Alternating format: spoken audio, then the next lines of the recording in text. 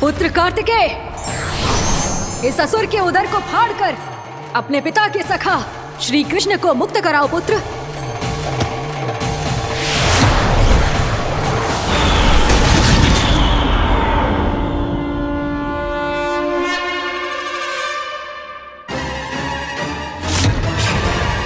मैंने कहा था तुम में से कोई भी मेरा बाल भी बांका नहीं कर पाएगा। तुम देवताओं का तो सामर्थ्य ही क्या, स्वयं देवों के देव महादेव भी मेरा कुछ नहीं बिगाड़ पाएंगे। कृष्ण को अपने उदर में ही पचा जाऊंगा मैं।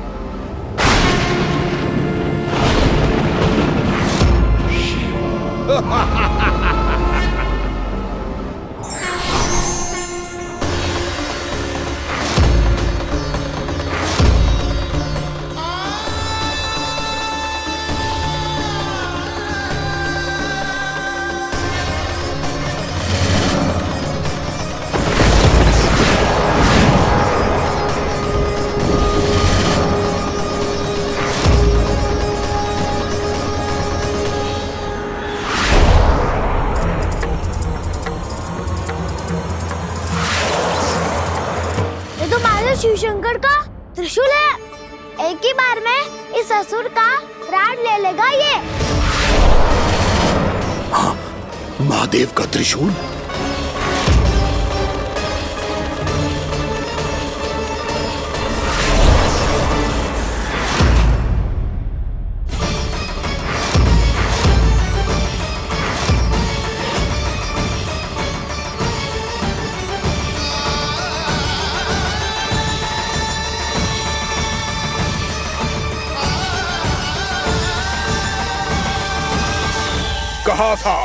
कहा था मैंने, स्वयं महादेव भी मेरा कुछ नहीं बिगाड़ सकते।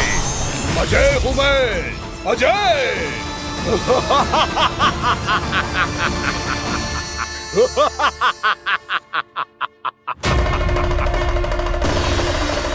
प्रभु, आपके त्रिशूल की महिमा तो अपरंपार है, तो फिर ये ठहर क्यों गया? आपने अपने त्रिशूल को वापस क्यों ले लिया महादेव? इस दुष्ट का संहार क्यों नहीं किया?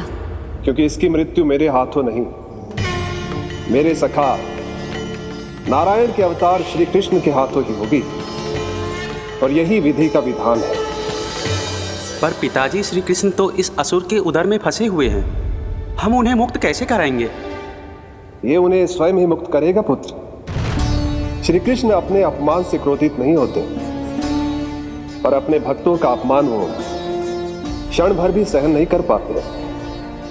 वकासुर यही भूल कर रहा है, हम सबका निरंतर अपमान करके वो उन्हें क्रोध दिला रहा है। वो ये नहीं जानता कि शीघ्र ही उन्हें अपने उदर में रख पाना उसके लिए असंभव हो जाएगा।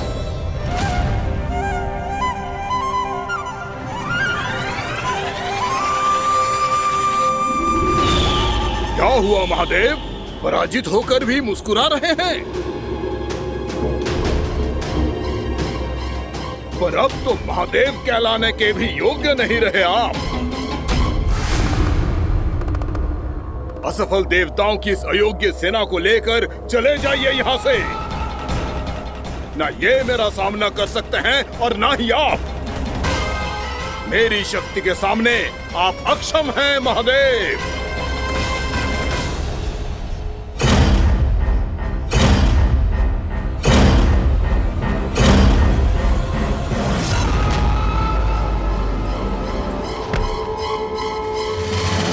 सुधा, जिस दुष्ट ने मेरे लल्ला को निगलो है ना, भीतर से जलेगो, छटपटाएगो, पीड़ा से कराएगो। जिस दुष्ट ने मेरे लल्ला को निगलो है ना, भीतर से जलेगो, छटपटाएगो, पीड़ा से कराएगो।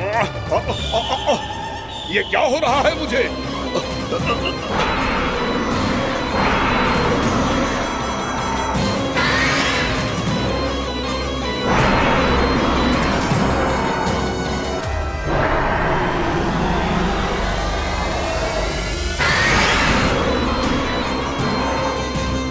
मुझे ऐसा क्यों लग रहा है जैसे भीतर से जल रहा हूं मैं। ये क्या हो रहा है मुझे?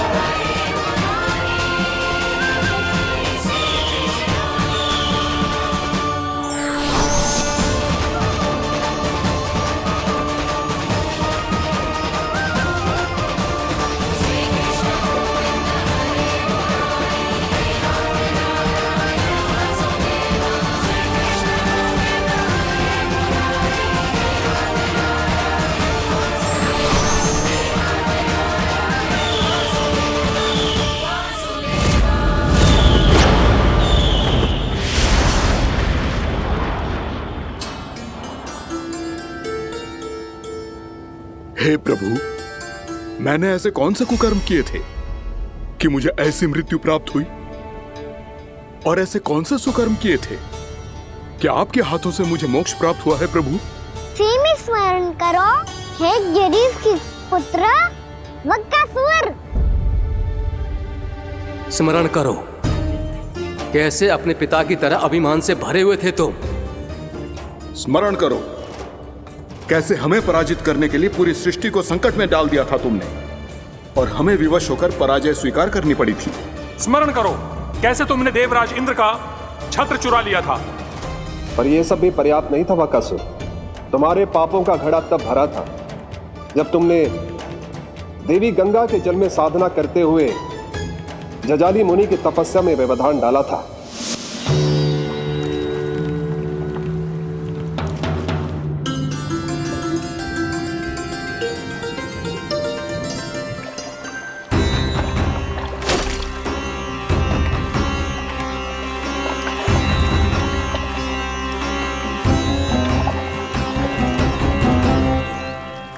रुक क्यों गए चालक?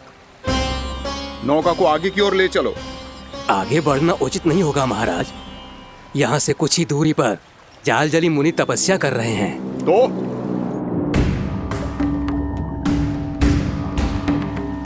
मेरे मत्स्य आखेट के क्षेत्र में इसने तपस्या करने की भूल की है।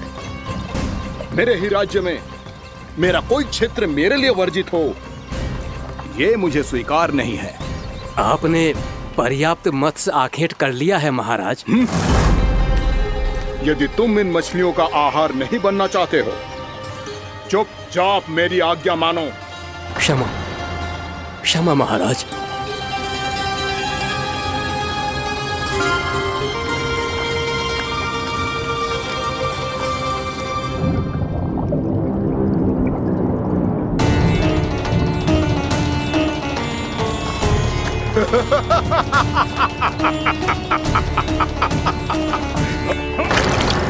मुनिवर, रक्षा कीजिए, रक्षा कीजिए मुनिवर। हमारे प्राण बचाइए मुनिवर, मुनिवर हमारे प्राण बचाइए।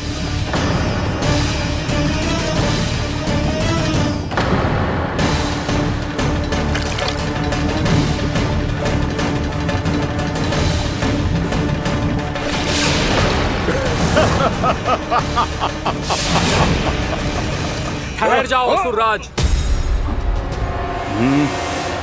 इन मछलियों को हानि ना पहुंचाओ। क्यों मुनि? अब मछलियां पकड़ने के लिए मुझे तुमसे आज्ञा लेनी पड़ेगी। तुमने तपस्या करने से पहले किससे आज्ञा ली थी? मां गंगा से, इस जल में रहने वाली सभी मछलियों से। इस उपकार के बदले इन सभी मछलियों को रक्षा करने का वचन दिया था। इसीलिए असुरराज, मैं शांति से कह रहा हूं, इस स्थान को अशुद्ध ना करो। चुपचाप यहां से चले जाओ, नहीं तो इसका परिणाम अच्छा नहीं होगा।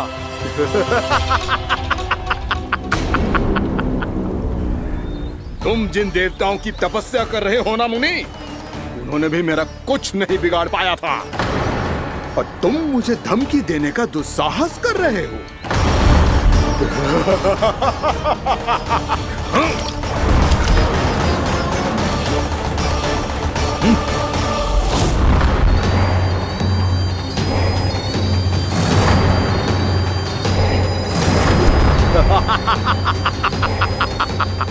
मूर्ख, विचारों से तो तू राक्षस है ही, और स्वभाव से उस बगुले की तरह है जो भूख ना होने पर भी उन निर्दोष मछलियों को आहार बनाता रहता है।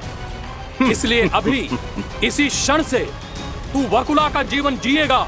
ये मेरा श्राप है, ये मेरा श्राप है।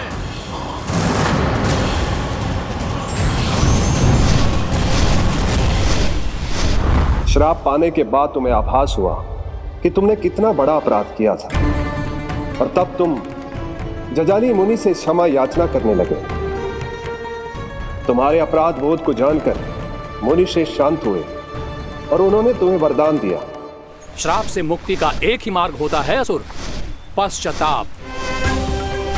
तुम्हें अपने भूल का पश्चाताप है, इसीलिए मैं तुम्हें वरदान देता हूं। तुम्हें मेरे श्राप से मुक्ति अवश्य मिलेगी। स्वयं प्रभु श्री नारायण के अवतार इस बगुले के देह के बंधन से तुम्हें मुक्त करेंगे।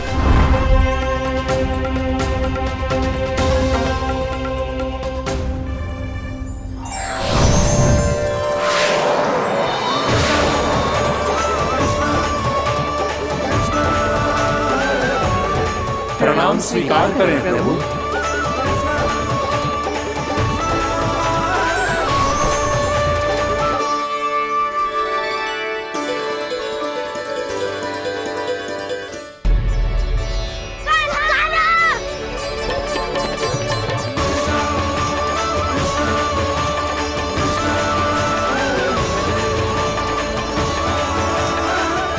मुझे ना बताओ कि तुम सबने क्या देखा है, चाहे जो देखो है, बस मैया से कछु मत ही बताना।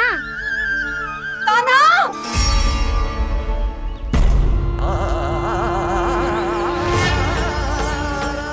कान्हा! मेरा लल्ला!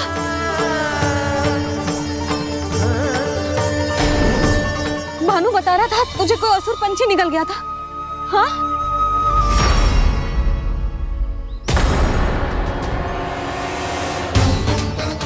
हे नारायण, ये क्या है?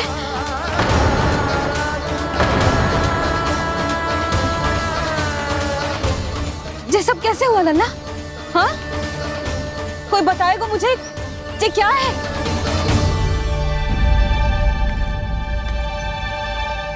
श्रीधामा, मधुमंगल, चिची को सब कुछ बता दो। ये असुर पक्षी मुझे निगलने वाला था रानी भाभी, तभी अंतिम क्षण में कान्हा ने आके मुझे बचा लियो। और ये असुर पक्षी ने कही कि यह है वृंदावन का राजकुमार, नंदराज का लल्ला। इसके होते कोई भी वृंदावन वासियों को हानि ना पहुंचा सकते।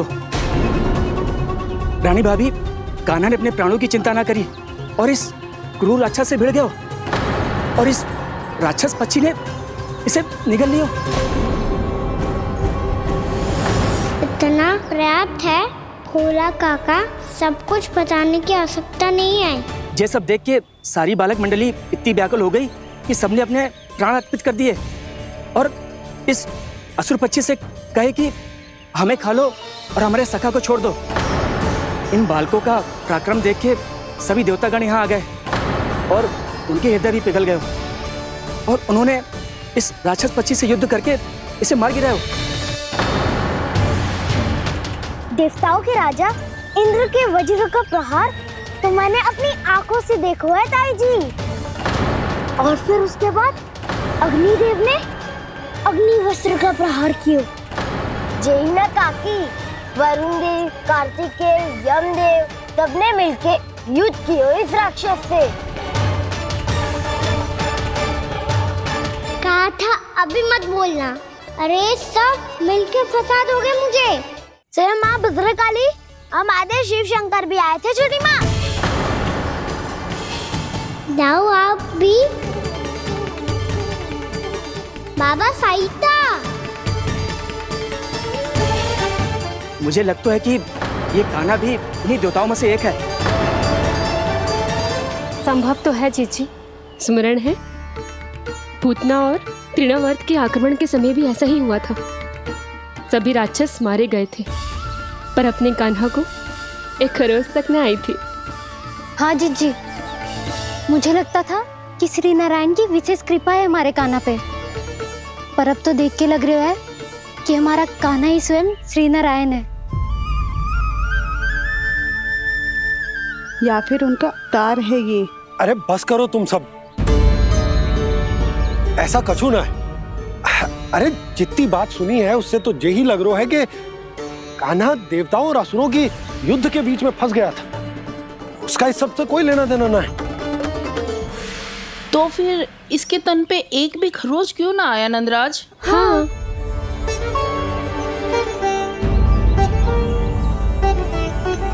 है काकी, खरच तो है। दिखा लल्ला। भैया बात भी आ रही है, कुछ करो ना। चिकोपिया भी ना अति करती है। श्री नारायण का अवतार हो तो इतनी तनिक सी खरोच पे ऐसे रो तो क्या? बस बहुत होगा। अब तो तुम सबने सीमा ही पार कर दी है। कभी से श्री नारायण बुलाते हो, कभी श्री नारायण का अवतार। तनिक कछु हो ना जाता है कि तुम सब कहानियां बुनने लगती हो। जे बस साधारण सा बालक है, मेरा लल्ला है जे, इसे भगवान मती बनाओ।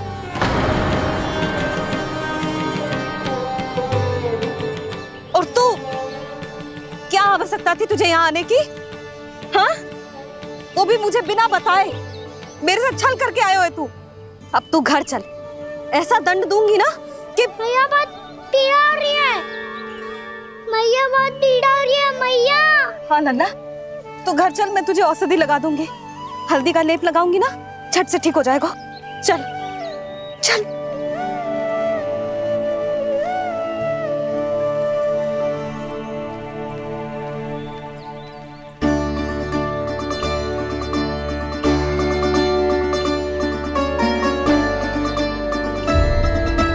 मैया बहुत पीड़ा हो रही है मैया। हाँ नन्ना, तू घर चल, मैं तुझे औषधि लगा दूंगी। हल्दी का लेप लगाऊंगी ना, झट से ठीक हो जाएगा। चल चल।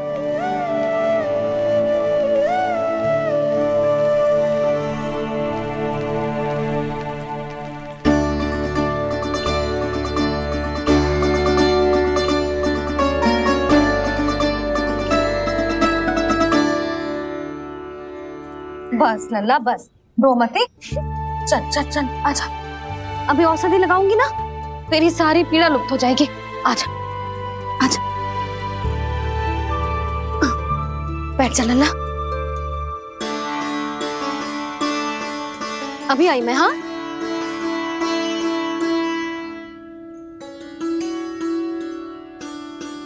मैया। अरे तू अभी तक रो रो है? क्या कह रही थी सारी गोपियां? बता। के मेरा लल्ला श्री नारायण का अवतार है, दिव्य है, भगवान है। और जब भगवान इतनी छोटी सी चोट पे रोते हैं क्या? इतनी तो लगी भी ना है तुझे, जितना तो तू आ ऊ कर रो है।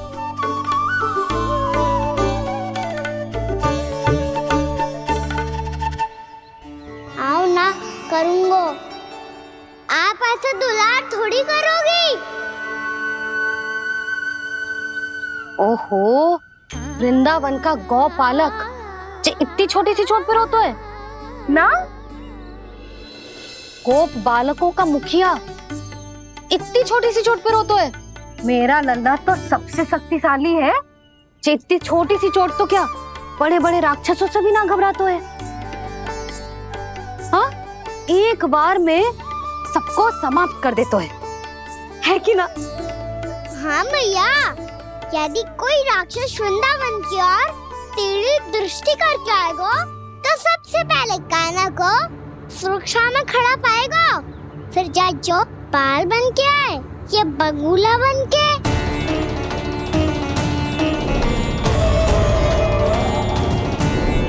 ना लल्ला, सोचो भी मती। वृंदावन की सुरक्षा करना तेरा दायित्व ना है। तुझे और कोई संकट का सामना करने की आवश्यकता ना है। अभी तो मेरी पीड़िता का हरण कर रही थी, अचानक से क्या हो गया मैया को? कोई आवश्यकता ना है तुझे ऐसे संकटों का सामना करने की। आने दे आज तेरे बाबा को, सीधा सीधा बोल दूंगी। बहुत हो गए उनके तर्क वितर्क। मेरा फूल सा लल्ला वन में अकेले गौचारण के लिए ना जाएगो। आज बगुले ने निकल लियो, कल कछु और हो जाए तो? नारायण ना करे, कहीं कछु ऊंच नीच तुझे कछु हो जाए तो? मैं तो जीते जी मर जाऊंगी।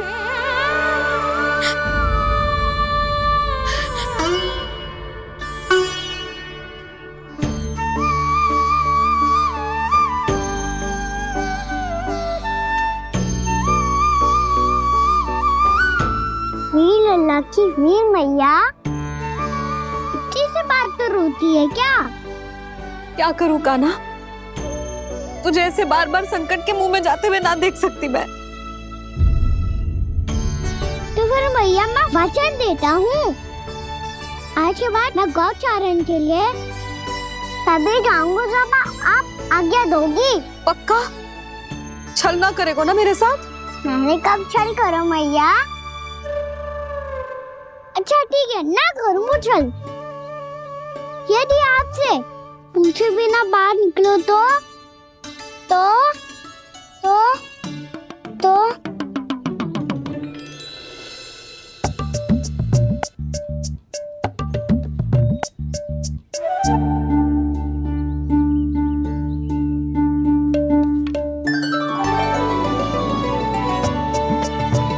ये रही आपकी छड़ी और ये रही मेरी पीठ। चेक देना तापर तोड़।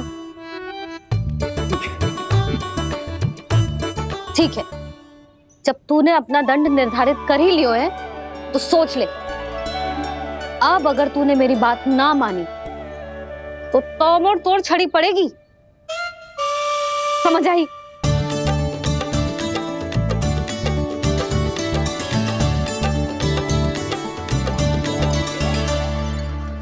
अच्छा ही है कि कान्हा कुछ दिन घर ही रहे। राजवन में जो हुआ है अवश्य कंस ने ही करवाए हुए वो सब।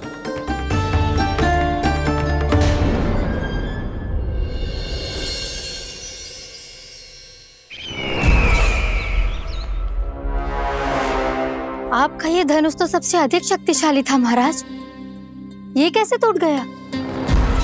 कहीं ये बकासुर की पराजय का संकेत तो?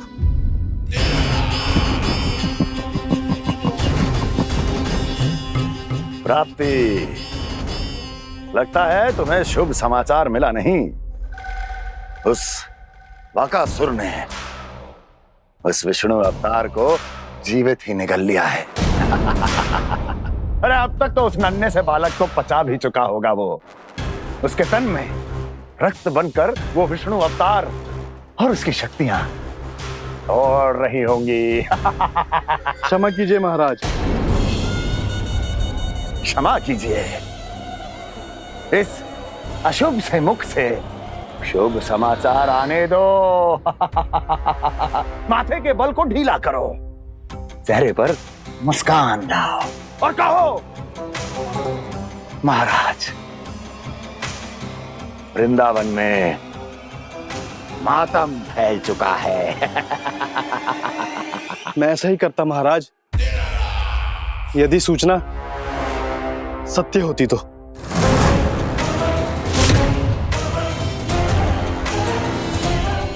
कहना क्या चाहते हो?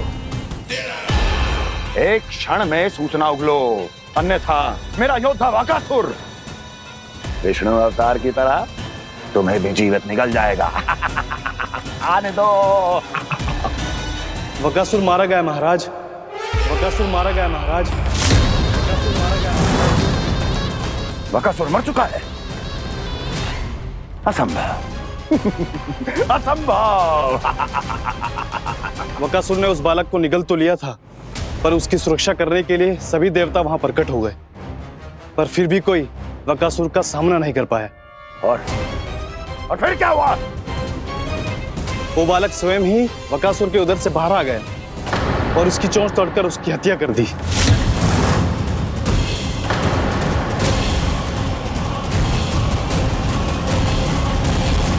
वन में बकासुर की चोंच टूट गई और यहाँ आपका ये धनुष।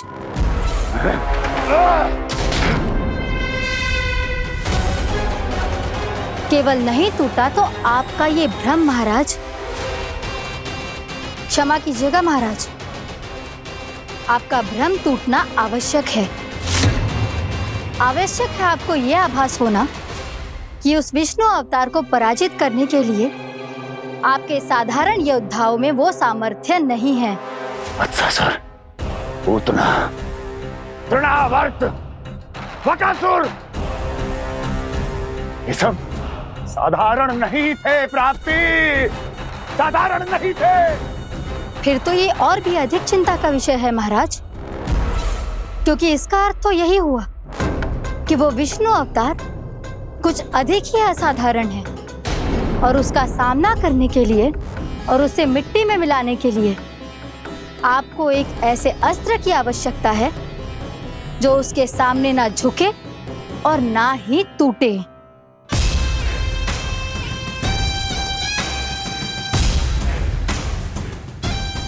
तो फिर मैं ऐसा ही अस्त्र ढूंढूंगा, चाहे आकाश पाताल एक क्यों ना करना पड़े मुझे, 10 दिशाएं 14 भुवन क्यों ना नापने पड़े मुझे, मैं उस अस्त्र को अवश्य ढूंढ निकालूंगा जो उस विष्णु अवतार के प्राणों की डोरी इस धनुष की तरह तोड़ सके।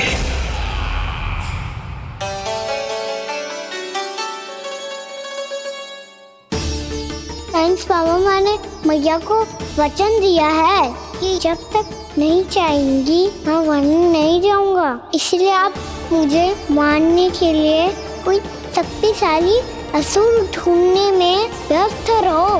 कुछ दिन तब तक मैं व्यस्त रहूंगा अपनी मैया की सेवा करने में।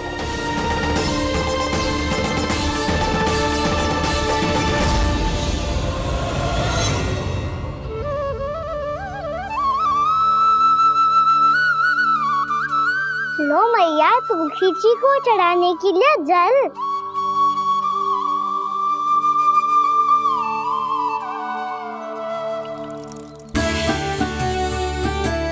लो मैया, और आटा।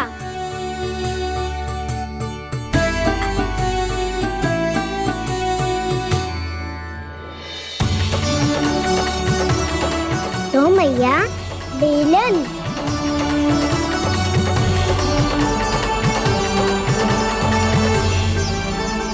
ले, तनिक खा ले। ओ मैया, भूख ना लगी है। बिना भूख के खाने से क्या लाभ? और तेरा जब पेट तो कह रहा है कि उसे भोजन चाहिए, और लाभ कैसे ना लल्ला? भोजन का लाभ है ना, तन को पोषण मिलेगो, स्वास्थ्य बनेगो, जो तेरी भुजाओं में शक्ति आ जाएगी, ताऊ के जैसी, ताऊ से भी अधिक। तेरे जे केस भी लंबे हो जाएंगे।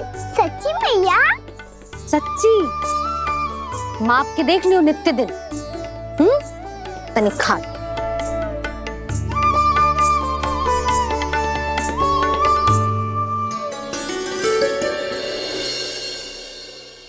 मान के मैया का कहना, छक के भोजन खाते हैं, नित्य मापते भुजा केश, पर ज्यों का त्यों ही पाते हैं।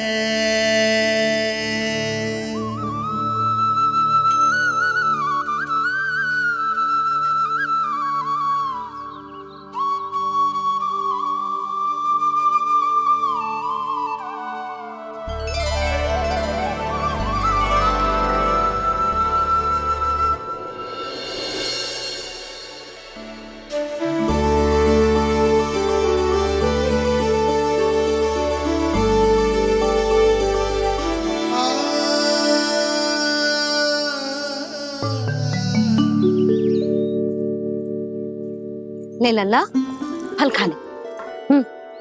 ना, मुझे ना खाने फल वल। क्यों? लंबे केस और शक्तिशाली भुजाएं ना चाहिए? व्यर्थ है ये सब। पिछले 10 दिनों से देख रहा हूँ, ना केस लंबे हुए हैं, ना भुजाएं शक्तिशाली बनी है। 10 दिन में का चुनाव होने वाला, 10 सप्ताह ऐसे खाएगो ना, तब जाके कछु बदलाव दिखेगो। समझ आई? चल अब खा ले। वैसे भी मुझे बहुत सारी तैयारियां करनी है आज। इसीलिए भैया, एकादशी के व्रत के लिए लल्ला। सुनो जी, सारी सामग्री आ गई? हाँ, तुमने जो कही थी सब ले आए हूँ।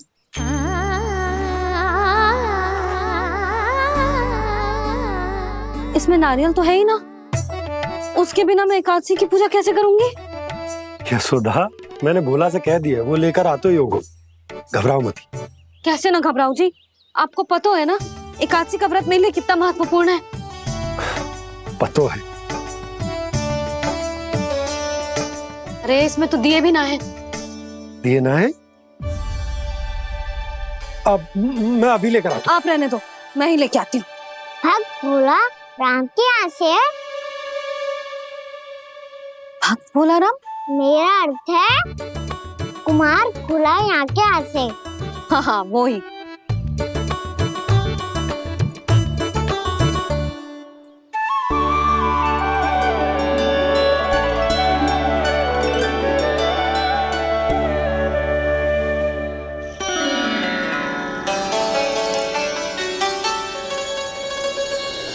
श्री हरि, श्री हरि, मेरे श्री हरि।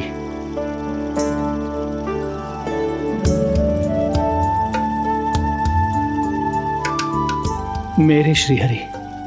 भोला राम, मेरी मटकी तैयार है। मेरे श्री हरि, मेरे श्री हरि।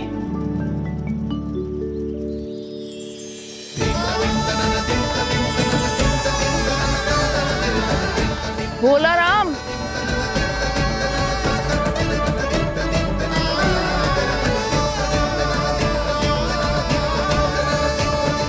भोला काका, ओ भोला काका।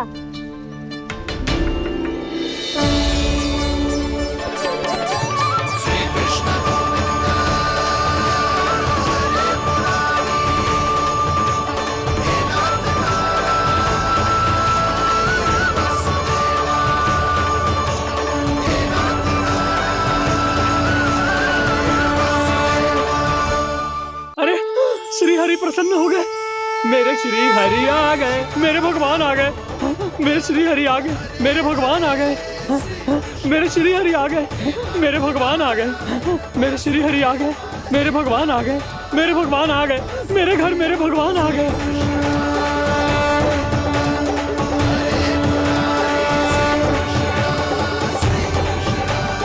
मेरे घर आ गए, मेरे श्री हरि आ गए। हाँ मेरे श्री हरि आ गए। ये तो बावले थे ही, अब बालकन को भी साथ में मिला लिए। उज्जवल क्या कर रहा है? अरे ठहर जा भोला।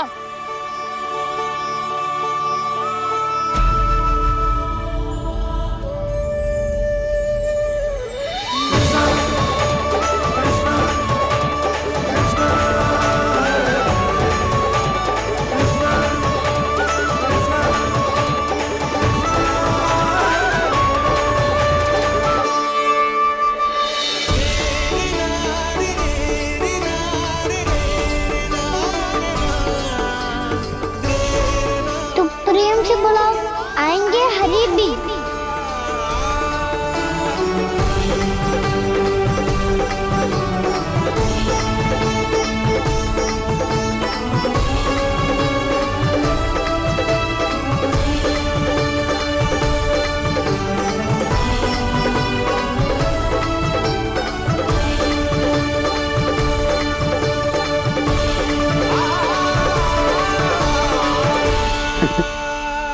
क्या वो गाना? किसकी धुन में झूम रहा तू? निर्मल निशा भक्ति की धुन में।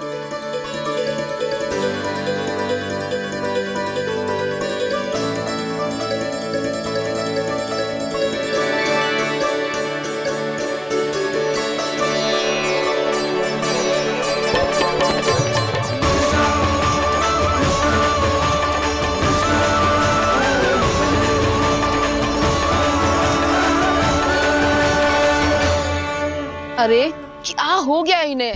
पावले हो गए हैं क्या? ठहरो, कोई आवश्यकता ना है ऐसे बावलों की तरह नाचने की।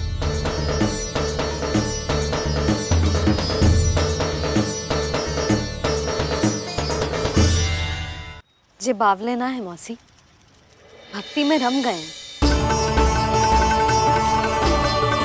बस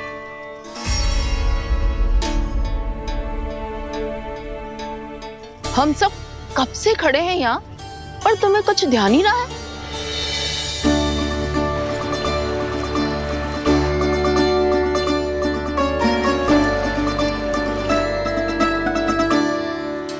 नाच गाने में ऐसे मगन हुए कि हमें देखा भी ना। मुझे नाचते हुए देख मेरे श्री हरि को इतना आनंद आ रहा था कि मैं अपने आप को रोक नहीं सका। और वैसे भी मेरे जन्म का एकमात्र उद्देश्य है श्री हरि की सेवा करना, श्री हरि को प्रसन्न करना। तुम बावले हो भोलाराम या हमें बावला बना रहे हो? श्री हरि और तुम्हें देख रहे हैं? हाँ, अभी वो यहीं थे, देख रहे थे। भोला काका, आपने भी ना अति कर दी अब। हमें भी बताओ तनी, कहाँ थे श्री हरि?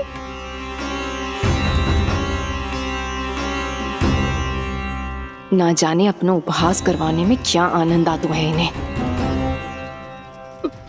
देखो, अब तुम सच मानो या झूठ, लेकिन हमरे श्री हरि यहीं थे, इसी चाक पर अभी। हाँ, लो सुन लो इस मूर्ख की बात।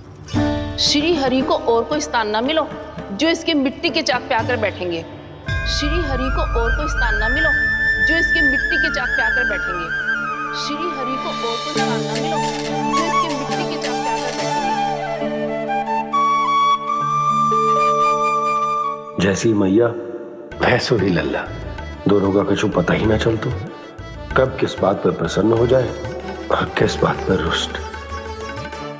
अरे मैं भला असत्य क्यों बोलूंगा? अभी अभी यही थे श्री हरि। हाँ,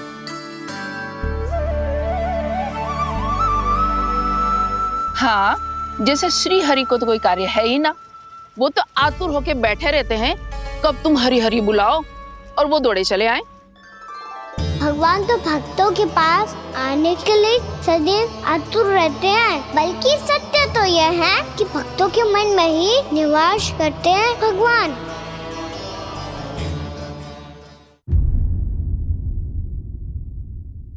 अरे मैं भला असत्य क्यों बोलूंगा? अभी अभी यही थे श्री हरि। हाँ,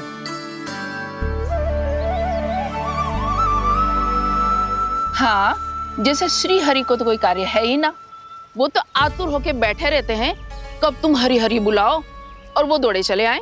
भगवान तो भक्तों के पास आने के लिए सदैव आतुर रहते हैं, बल्कि सत्य तो यह है कि भक्तों के मन में ही निवास करते हैं भगवान। भगवान तो भक्त के पास आने के लिए सदैव ही आतुर रहते हैं शंकरी मौसी। बल्कि सच्ची बात तो ये है कि भगवान हमारे मन में ही निवास करते हैं। कम से कम तू तो इसे बढ़ावा मत दे जशोदा। जब देखो जब हरि नाम की रट लगाए रहते है। हरि बोलते बोलते ऐसो बावलो होता है कि सारा कार्य भूल जाता है। 2 दिन से अपनी मटकी के लिए चक्कर काट रही हूँ। अभी तो एक चक्कर और लगाना होगा आपको। आपकी मटकी तैयार हो गई है, अभी लाता हूँ।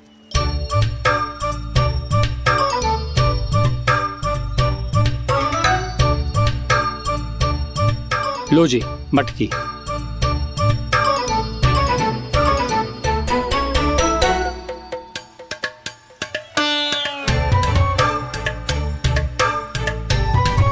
इस कच्चे मटके का क्या करूं मैं?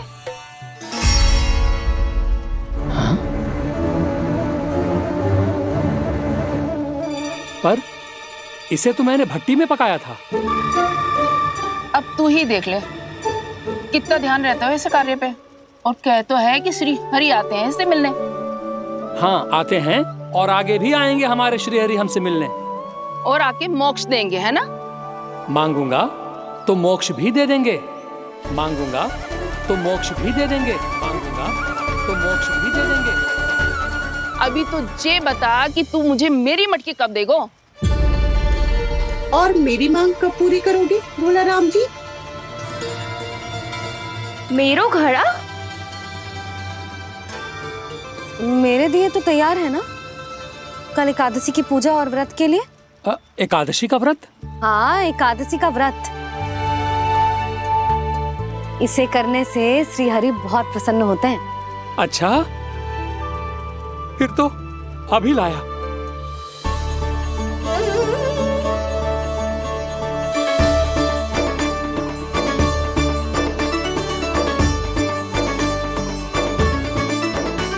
लो जी आपके दिए।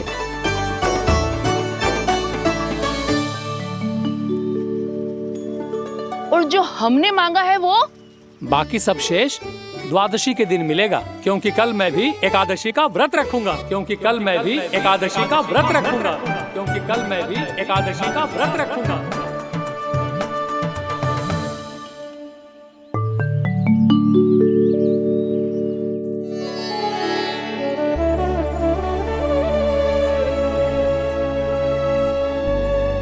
जानकी, फूलों का प्रबंध हुआ कि ना? हाँ भाभी, जे रहे। सदैव विलंब कराती है। पर भाभी इस बार तो फूल समय से ही लाई थी। क्या हुआ जशोदा, अभी तो पूजा की तैयारी ना हुई? देखो ना मौसी, ये जानकी ना कुछ छूट ही जाता है इसके कारण। एकादशी की पूजा और व्रत आते ही जसोदा भाभी इतनी वग्र हो जाती है। ऐसो क्या होगा इस पूजा में?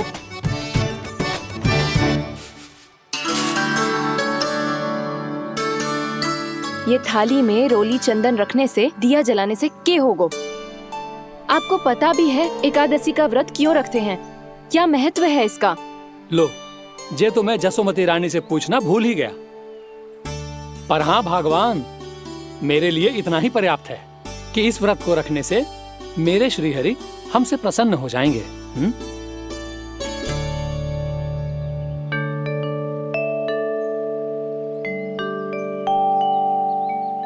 नारायण ही जाने ऐसे कैसे पूजा करते हैं जे श्री हरि की एक मूर्ति तक ना है इनके पास।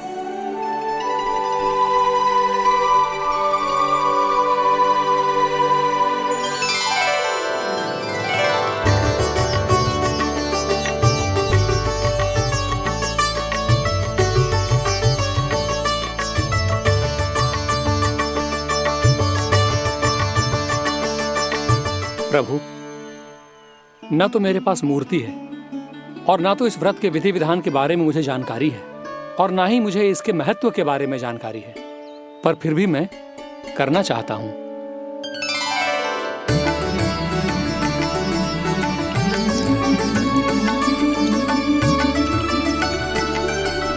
इसीलिए मैं दृढ़ संकल्प लेता हूं, पूरी निष्ठा के साथ, श्रद्धा के साथ और पूरी आस्था के साथ मैं इस व्रत को संपन्न करूंगा।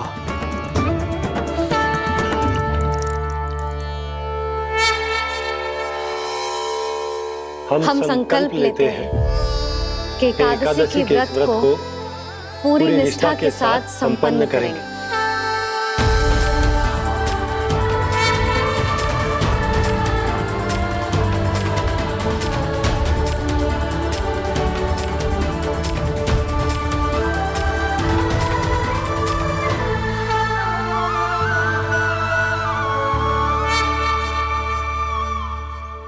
तुलसी जी के पत्ते तो हैं ही ना।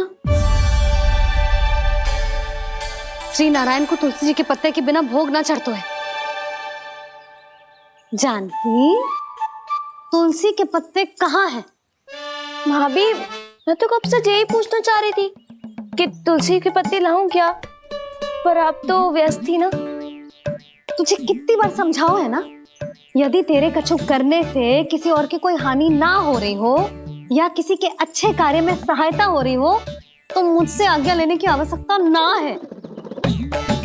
समझ गई भाभी, आगे से जाना उनको। ले अभी लेकर आती हूँ।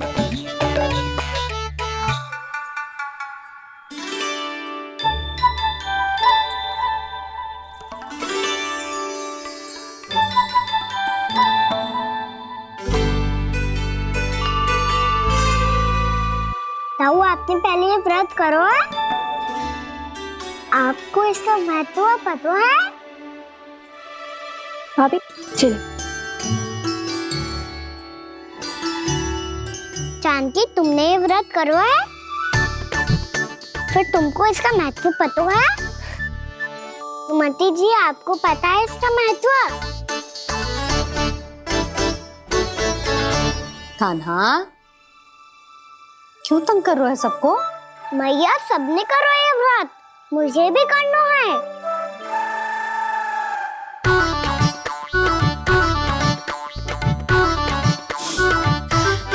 ये व्रत केवल बड़ों के लिए होती है लल्ला।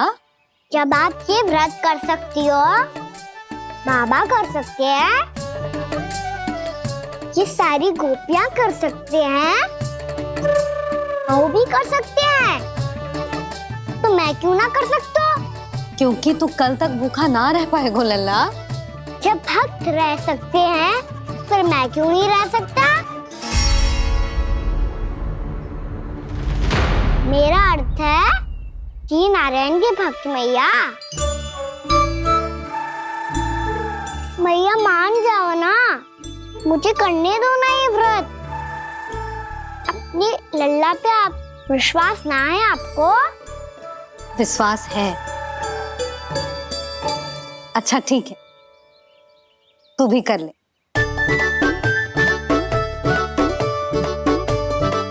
पर मैया व्रत की कथा तो सुनाओ, मैं तो अबध हूँ ना। मुझे कैसा पता चलेगा कि ये व्रत करते क्यों हैं?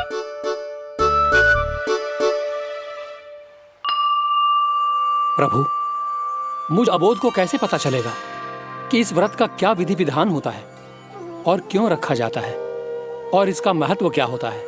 मुझे तो आप ही बता सकते हैं प्रभु। जब व्रत कर रहे हैं तब उसका महत्व भी पता होना चाहिए ना। बताओ ना मैया, क्यों रखते एकादशी का व्रत? इसके लिए तो तुझे एकादशी की कथा सुननी होगी। सुने वो ना?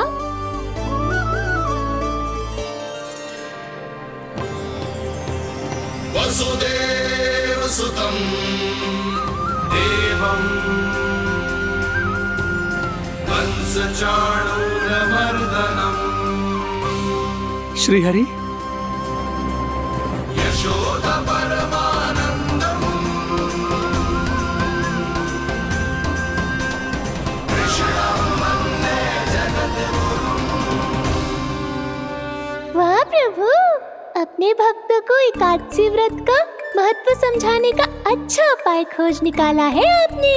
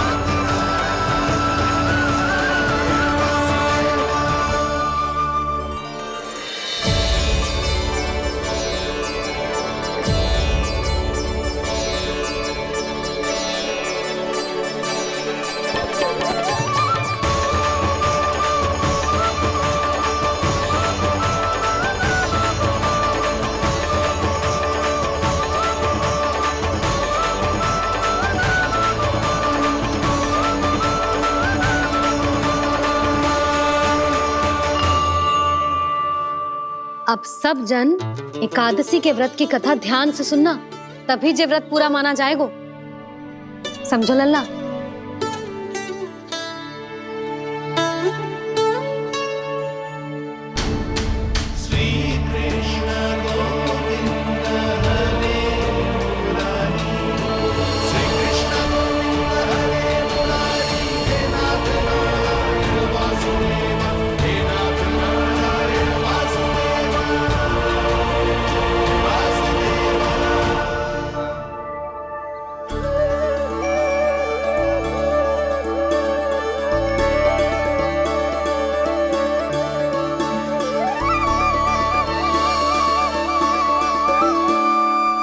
सतयुग में चंद्रावती नाम के नगर में मूरा नाम का एक असुर राज्य करता था। ओम ब्रह्मदेवाय नमः। ओम ब्रह्मदेवाय नमः। ओम ब्रह्मदेवाय नमः। ओम ब्रह्मदेवाय नमः।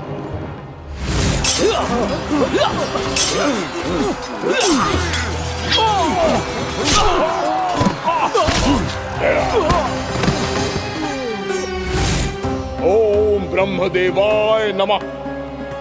ओम ब्रह्मदेवाय नमः। जब उसने देवताओं के हाथों असुरों की पराजय देखी, तब वो वरदान पाने के उद्देश्य से ब्रह्मा जी की तपस्या करने चला गो।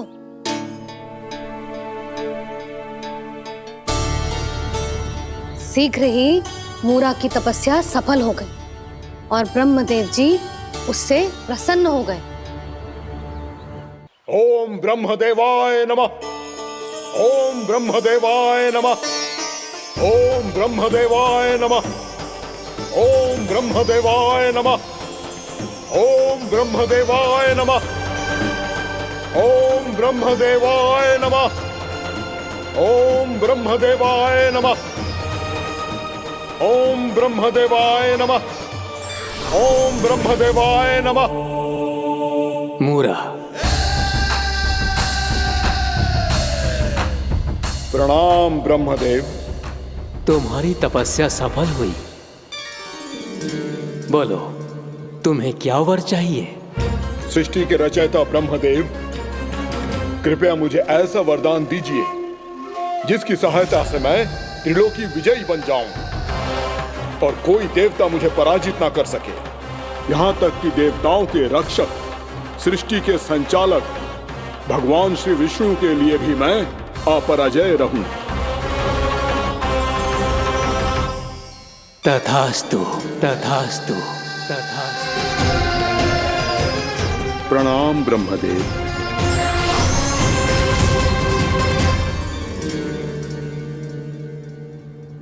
ऐसा वरदान पाकर मूरा बहुत अभिमानी होगा। यक्षों, किन्नरों, यहाँ तक कि देवताओं को भी युद्ध के लिए ललकारने लगो, पर किसी ने भी उसकी ललकार को स्वीकार ना करो, क्योंकि सभी उसकी शक्ति से बहुत भयभीत थे और उसके सामने युद्ध किए बिना ही अपनी पराजय स्वीकार करने लगे और फिर दंभ में आके उसने स्वर्ग लोक पर भी आक्रमण कर दिया और देवराज इंद्र तक को चुनौती दे डाली।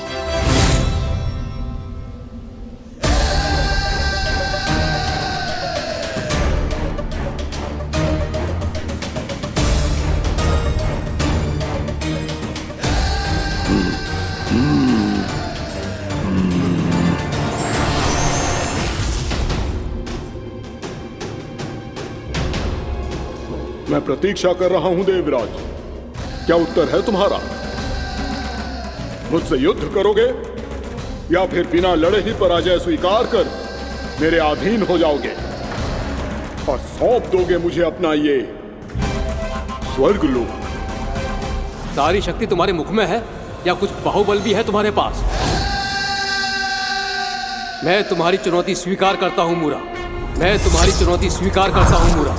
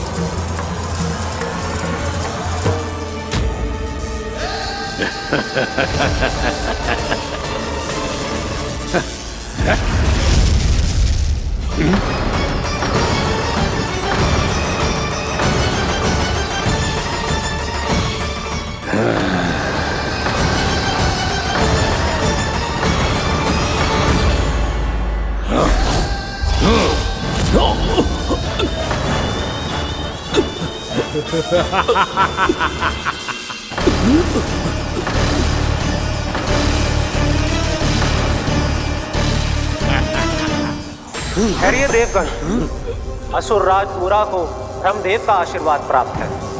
आप में से कोई भी इन्हें पराजित नहीं कर पाएगा।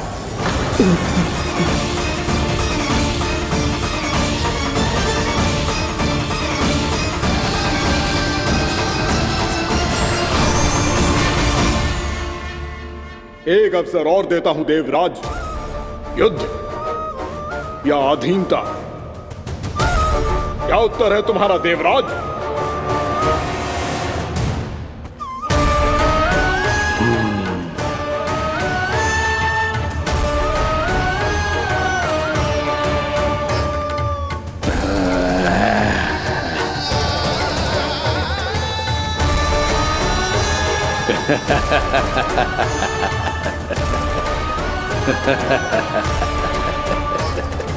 इंद्र और सभी देवताओं ने मूरा के आतंक में आके उससे भयभीत होके अपना सिंहासन छोड़ दियो। अब मूरा स्वर्ग का अधिपति बन गयो और शीघ्र ही उसने अन्य सभी असुरों को स्वर्ग में निवास करने के लिए आमंत्रित कर दियो। और इस प्रकार से वो धीरे धीरे तीनों लोकों का सम्राट बन गयो। उसे किसी ने रोका नहीं मैया? ना लल्ला, इतना साहस किसी में था ही ना। और फिर ये निश्चित करने के लिए कि भविष्य में किसी और असुर की मृत्यु ना हो, वो यमराज पे भी विजय प्राप्त करने के लिए यमलोक की ओर प्रस्थान कर दियो। वो तो अपने आप को और सभी असुरों को अमर बनाना चाहता था। पर देवता और यमराज भी उसकी ये योजना समझ गए थे। इसीलिए उसके आने से पहले ही सारे देवताओं ने श्री नारायण से सहायता के लिए गुहार लगाई। अब केवल आप ही कुछ कर सकते हैं प्रभु। अभी तो मूरा केवल त्रिलोक का स्वामी है, और यदि उसने यमलोक भी जीत लिया तो वो जीवन को ही नियंत्रित नहीं करेगा प्रभु, वो मृत्यु का भी स्वामी हो जाएगा। ऐसे में पहले सृष्टि का संतुलन तो नष्ट होगा प्रभु, और फिर स्वयं सृष्टि ही नष्ट हो जाएगी। ऐसा नहीं होगा यमदेव, नियति ऐसा होने ही नहीं देगी। विधि रचेगी खेल और मैं बनूंगा माध्यम। असुर राज मूरा का सामना मैं करूंगा। बस आप मुझे चुनौती देने के लिए उसे तैयार कर लीजिए, चाहे उसके लिए आपको साम दाम दंड भेद कोई भी उपाय क्यों ना अपनाना पड़े।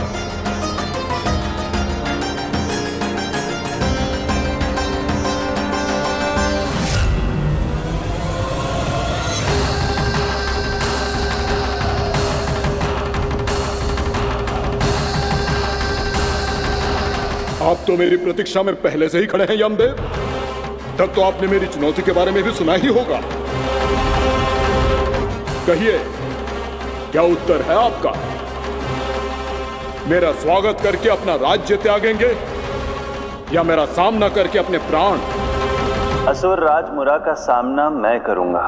बस आप मुझे चुनौती देने के लिए उसे तैयार कर लीजिए, चाहे उसके लिए आपको साम दाम दंड भेद कोई भी उपाय क्यों ना अपनाना पड़े।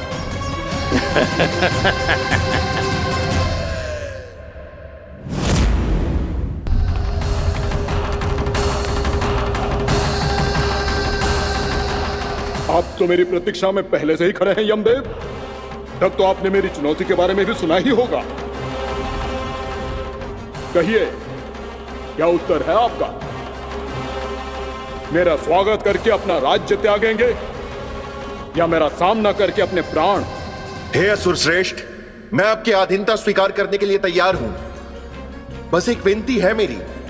शर्त को विनती का नाम देकर बहलाना चाहते हो मुझे यमराज? असुर राज मूरा के सामने शर्त रख पाओ, इतना सामर्थ्य नहीं है तुम में। इसका आभास है मुझे असुरराज, पर मैं आपकी अधीनता स्वीकार करूं इससे पहले आपको स्वामी धर्म का पालन करना होगा। मेरे पुराने स्वामी के क्रोध से मेरी रक्षा करनी होगी आपको। कौन है तुम्हारा पुराना स्वामी? भगवान श्री नारायण। और छोटी माँ, मूरासुर को तो श्री नारायण से भी रक्षा का वरदान प्राप्त था ना? यही तो श्री नारायण की लीला थी बलराम। पर वो राक्षस अपने दम में जे समझ ही ना पाओ कि वो क्या भूल करने जा रहे हैं, और पहुंच गओ भगवान श्री नारायण को चुनौती देने के लिए।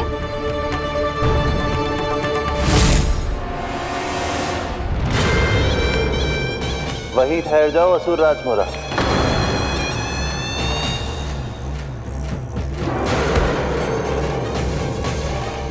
यहाँ क्यों आए? आपको पराजित करने और ये वैकुंठ जीतने, ताकि मैं यमलोक का स्वामी बन सकूं। फिर आओ, युद्ध भूमि में मेरा सामना करो।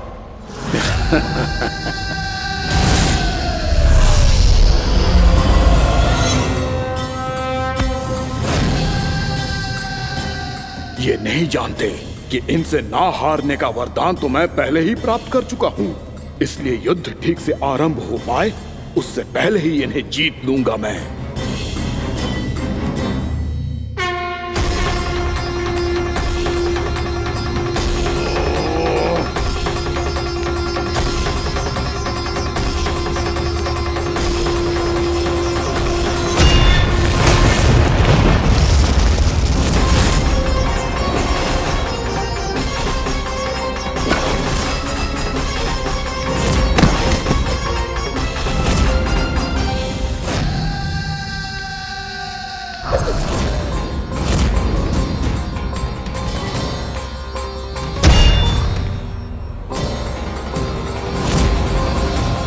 और इस प्रकार ये युद्ध वर्षों वर्षों तक चलता रहो। दोनों योद्धा पूरे ब्रह्मांड में अनेक अस्त्रों शस्त्रों के साथ युद्ध करते रहे।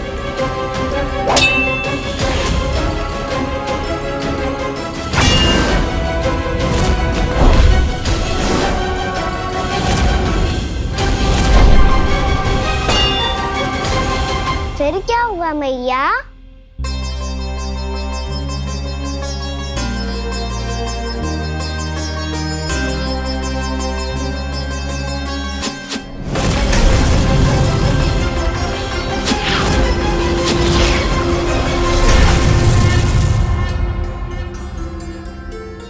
उस युद्ध को कभी समाप्त हुआ हो, पर कैसे? शीघ्र ही वो राक्षस थक गौ लल्ला।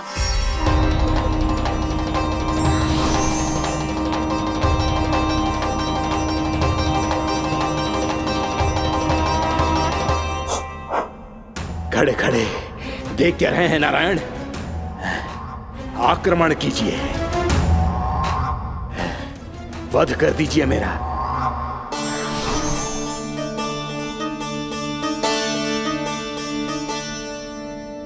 मैं तुम्हारी वीरता से प्रभावित हूं,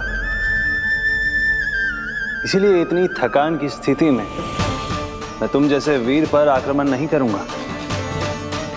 जाओ विश्राम करो।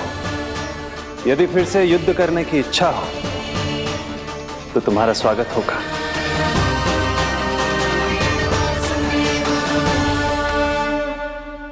जे कह के श्री नारायण बद्रिका आश्रम चले गए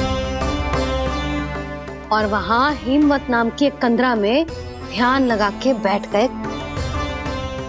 उधर वो राक्षस विश्राम करने लगो। अनेकों दिन बीत गए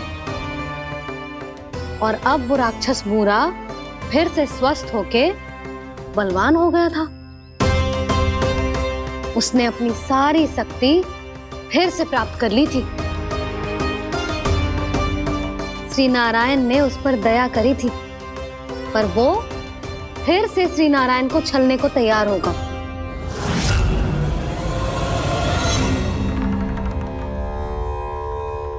ध्यान में बैठे बैठे श्री नारायण योग निद्रा में चले गए, पर दुष्ट मूरा इसी अवसर का लाभ उठा के उनकी कंदरा में घुस आयो ताकि वो सोते हुए श्री नारायण पे आक्रमण कर सके।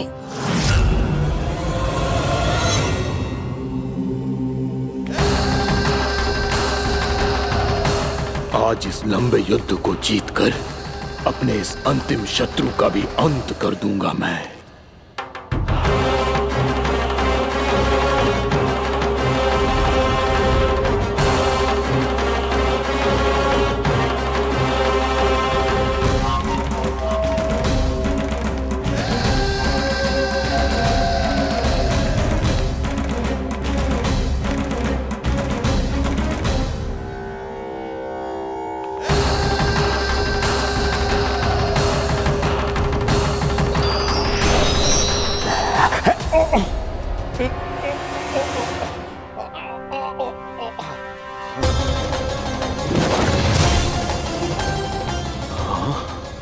दुष्ट राक्षस,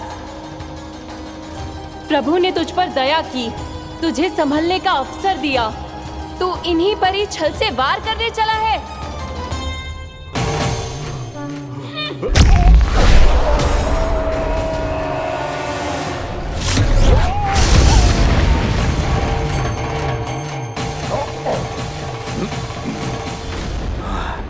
मैं अजय हूँ, मुझे कोई पराजित नहीं कर सकता। ब्रह्मा का वरदान है मुझे।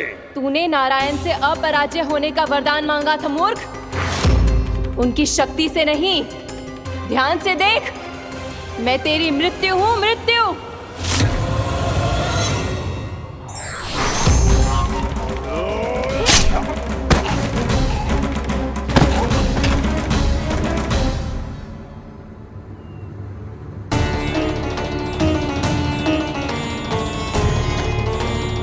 वो देवी कौन थी छोटी माँ? और कौन बलराम, वही तो थी देवी एकादशी।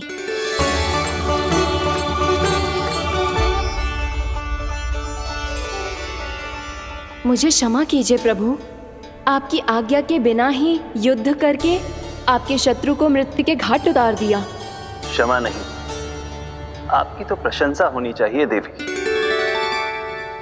असुर राज को मारकर आपने सभी देवताओं को मुक्त करवाया है। इस पापी के अहंकार से तीनों लोकों की रक्षा की है आपने। आप एकादशी की तिथि पर मेरी एकादश इंद्रियों से उत्पन्न हुई हैं। इसीलिए मेरे सभी भक्त आपको उत्पन्न एकादशी के नाम से जानेंगे। सभी तिथियों में आपका स्थान सर्वश्रेष्ठ होगा। जिस तरह आपने राक्षस के आक्रमण से मेरी रक्षा की है, उसी प्रकार एकादशी के दिन व्रत करके जो भी भक्त आपकी कथा सुनेगा, मैं स्वयं उसकी रक्षा करूंगा। जो आपकी पूजा करेगा उसे मेरी विशेष कृपा प्राप्त होगी और उसके साथ साथ उसे मिलेगा धन, सिद्धि और मोक्ष।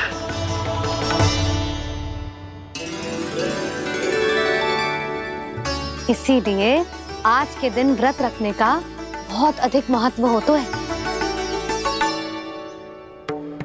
बोलो एकादशी मैया की जय। बोलो श्री नारायण भगवान की जय।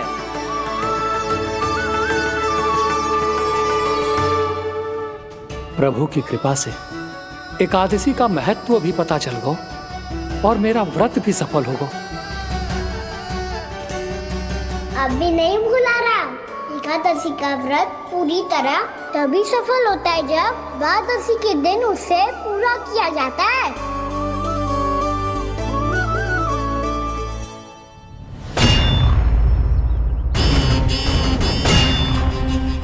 आवश्यक है आपको यह आभास होना कि उस विष्णु अवतार को पराजित करने के लिए आपके साधारण योद्धाओं में वो सामर्थ्य नहीं है।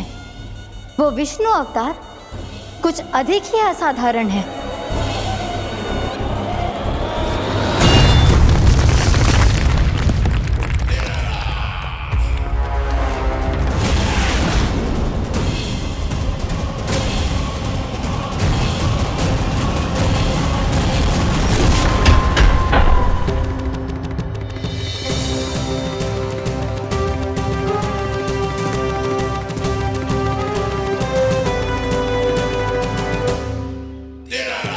अब मैं दिखाऊंगा उस विष्णु अवतार को असाधारण शत्रु क्या होता है।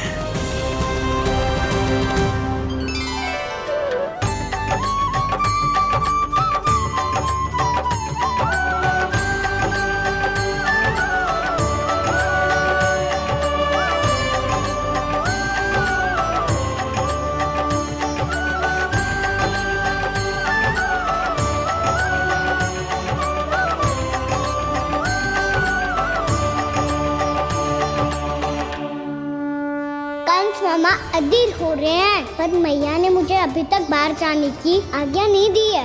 अभी उन्हें किसी और राक्षस को यहाँ भेजने से रोकने के लिए मुझे कुछ करना होगा।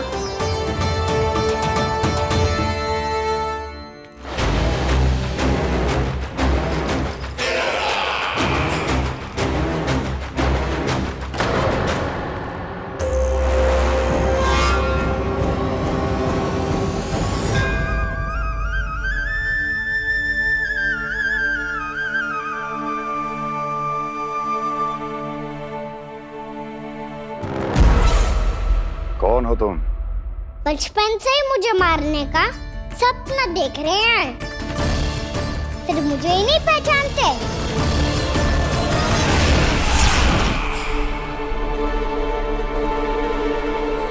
बचपन से विष्णु अवतार। कोई कान्हा बुलाता है तो कोई मुरलीधर पुकारता है, कोई माखन चोर कहता है, कोई कहता है चिच्चोर। पर विष्णु अवतार इस नाम से तो बस आप ही मुझे बुलाते हो मामा जी। इतना साहस, ये तो यहाँ आ गया है।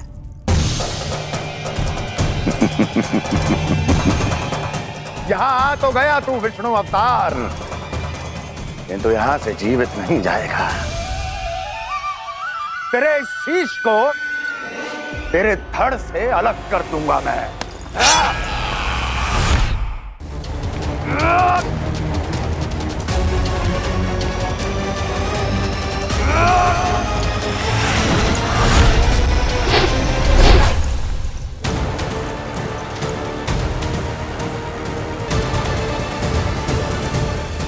कहाँ देख रहे हो मामा जी? मैं तैयार हूँ।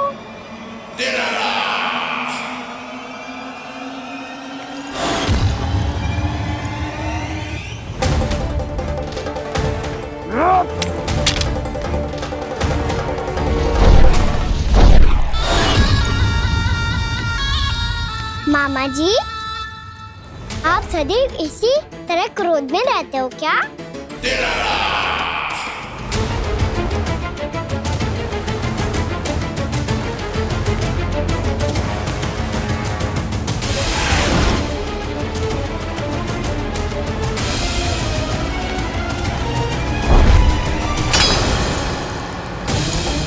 छोड़, छोड़ मेरी तलवार को। छोड़ो तो तब जब पकड़ा हूँ।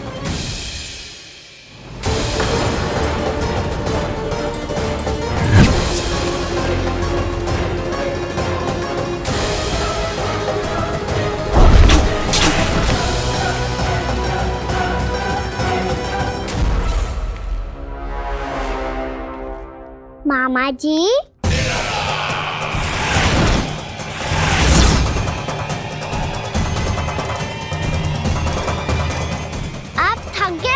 थोड़ा विश्राम कर लो। आपका तो पता नहीं, मैं अवश्य थक गया हूँ।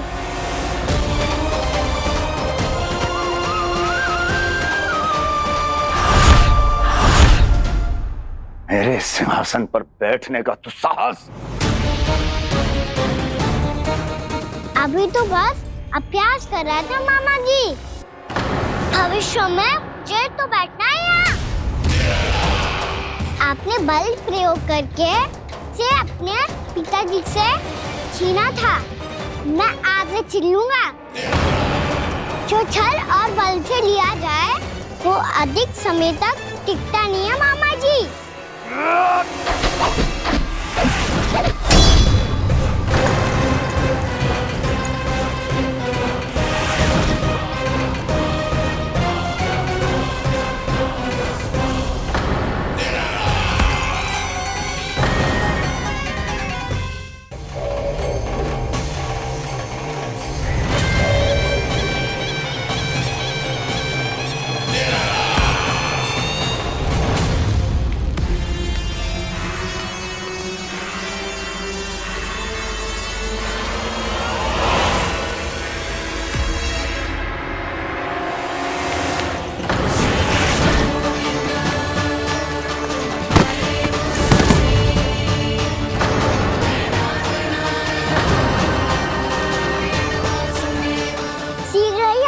सिंहासन छोड़ना होगा।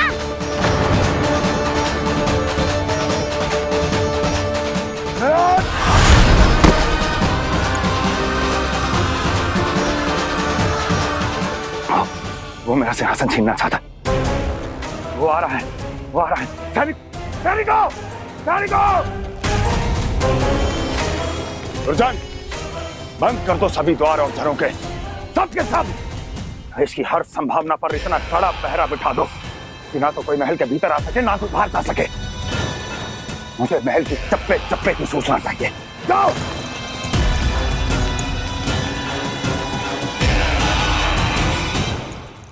सिंहासन।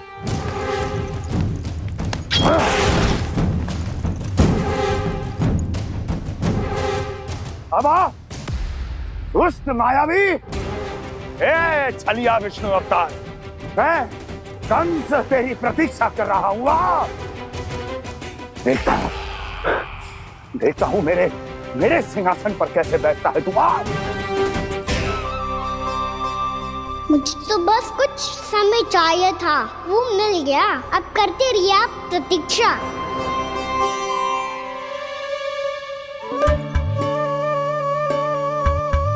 जी अपने आप से बातें क्यों कर रहे हो जी?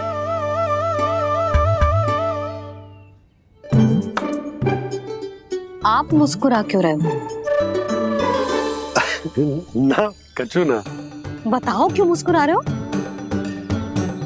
तुम ही पर गए हैं जी। जब तुम व्रत करती हो तो तुम भी ऐसा ही करती हो। इसी प्रकार भूख अधिक लगने पर अपना ध्यान भटकाने के लिए स्वयं से ही बड़बड़ाती रहती। होगा। आपको तो बस मेरा उपहास उड़ाने के लिए बहाना चाहिए।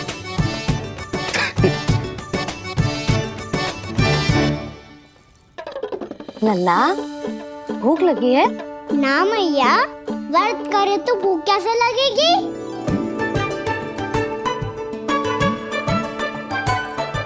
यदि लगी हो तो छोटे बालकों को थोड़ी बहुत भूल चूक क्षमा होती है।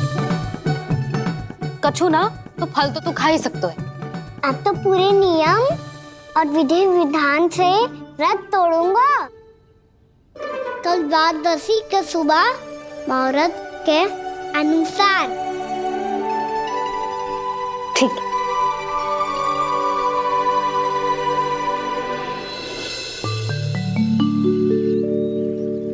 लल्ला, एकादशी समाप्त हो गई है, द्वादशी लग गई है। अब तू व्रत तोड़ सकते है। भोजन कर ले। ले।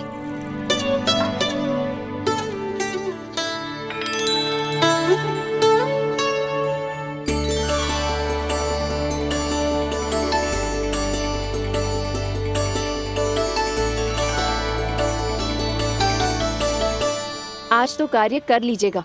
मैं ना चाहती कि सब गांव वाले फिर से आपका उपहास उड़ाएं। अरे इसी क्षण कार्य आरंभ करना आवश्यक ना है। कुछ खा तो लो। कल भी पूरे दिन व्रत में रहे, अब तो कुछ खा लो। ना, अभी बिल्कुल भूख ना है। और हाँ भगवान, तुम्हें चिंता करने की आवश्यकता नहीं है। आज मैं किसी को भी 2 शब्द कहने का अवसर नहीं दूंगा। अरे कुछ खाओगे पियोगे नहीं तो कैसे रहोगे?